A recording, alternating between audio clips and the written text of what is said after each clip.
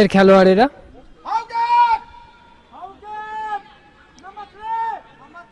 একটা সুন্দর জায়গা থেকে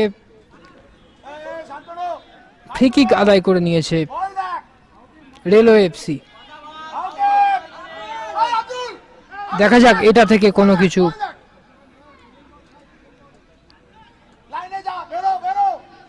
করতে পারে কিনা। ফ্রি কিক ম্যাচে রেলওয়ে এফসির 29 নম্বর সায়ন্তন দেওয়ান।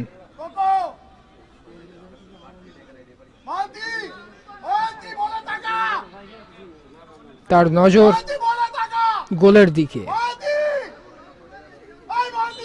মূলত হেডের মাধ্যমে গোল করার সম্ভাবনা আছে, কিন্তু বলটি গ্রাউন্ডার দিয়েছিল, একটা গোল হওয়ার সম্ভাবনা, কিন্তু দুরন্ত ভাবে সেভ করে দিল কলকাতা পুলিশের গোলকিপার মইদুল কয়াল।